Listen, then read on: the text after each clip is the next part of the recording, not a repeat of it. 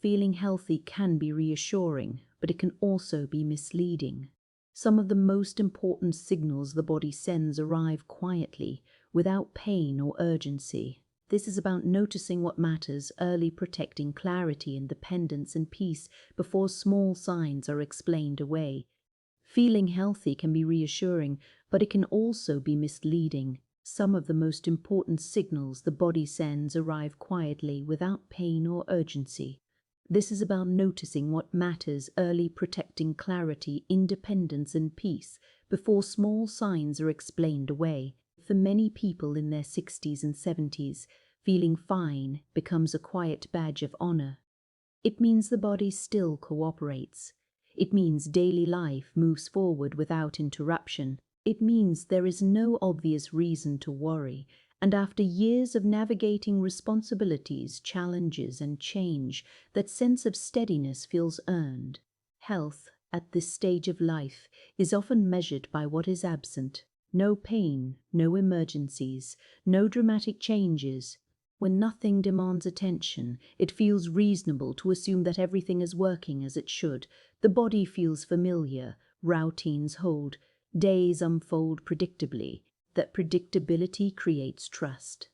But the body does not always signal concern with discomfort, especially later in life. It often chooses subtlety. Signals soften. Warnings arrive without urgency. Changes appear gradually enough to blend into normal life. And because experience has taught resilience, these changes are often absorbed without question. Many seniors have lived through injuries, illnesses, and recoveries. They know what wrong feels like. So when something does not feel wrong, it is easy to assume it is not important. A little more fatigue, a slight change in appetite, a moment of forgetfulness. These feel minor compared to what has been faced before. This is where the assumption of feeling fine quietly takes root. It becomes a filter through which new sensations are interpreted. Anything that does not disrupt daily function is categorized as harmless. Anything that does not hurt is considered unworthy of attention. Yet aging changes how the body communicates. It becomes more economical with its signals. It adapts rather than protests. What once would have caused discomfort may now cause only mild inconvenience. What once demanded rest may now pass unnoticed. This chapter is not about distrust of the body. It is about recognizing that experience can sometimes mask early awareness. Feeling fine is not a mistake. It is a state worth protecting, and protecting it begins with curiosity, not fear. The first step toward that curiosity is noticing when something feels different, not worse but unfamiliar, not dramatic but out of rhythm. These are the moments where the body is not asking for alarm but for attention. There are changes that arrive so gently they barely register. They do not interrupt the day. They do not demand rest. They do not cause concern. They simply feel new, and because they are new without being painful, they are often dismissed. A shift in energy that appears earlier in the afternoon than it used to. A sense that recovery after activity takes slightly longer. A subtle heaviness in the body that was not there before. These experiences often get folded into the idea of aging itself. After all, aging is expected to come with change. Everyone slows down eventually. Everyone gets tired more easily. Everyone forgets things now and then. These beliefs are not wrong, but they can become too broad, too forgiving. The body has a rhythm. Over years, that rhythm becomes familiar. When something changes that rhythm, even gently, it deserves a moment of notice. Not to diagnose or worry, but to observe. What makes certain symptoms important is not their intensity, but their difference. A new kind of fatigue is different from familiar tiredness. A new pattern of discomfort is different from long-standing aches. A new interruption to balance or focus is different from ordinary distraction. These differences are easy to miss because they arrive quietly. They do not announce themselves. They blend into daily life. And because life continues smoothly enough, there is no external pressure to pay attention. Many seniors pride themselves on adaptability. They adjust schedules, modify habits, find workarounds. If something feels slightly harder, they simply do it differently.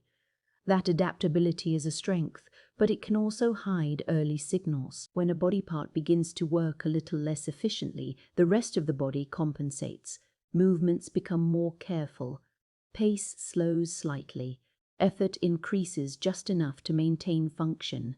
None of this feels alarming. It feels like wisdom. But wisdom also includes knowing when adaptation is masking something worth understanding. The body's ability to compensate is remarkable, but it is not infinite. Subtle symptoms are often invitations to listen before compensation becomes strain. This chapter is about respecting difference, about noticing when something feels unfamiliar even if it feels manageable. That noticing is not weakness, it is stewardship. Some symptoms matter not because of how they feel, but because of when they appear. They interrupt routines that have been stable for years. They arrive without explanation. They do not fit the pattern the body has followed. Sleep that suddenly becomes lighter or more fragmented. Concentration that drifts more easily than before. Balance that feels uncertain only in specific situations. These changes often appear sporadically, making them easy to ignore. Because they are inconsistent, they are often blamed on circumstance. A bad night, a busy day, stress, distraction. And in isolation, each explanation makes sense. What matters is pattern. When interruptions repeat, even gently, they deserve attention, not because they signal danger, but because they signal change. The body often speaks through disruption. When a familiar process no longer runs smoothly, it is offering information. That information is valuable precisely because it arrives early, before function is lost. Many seniors dismiss these disruptions because they do not want to make something out of nothing.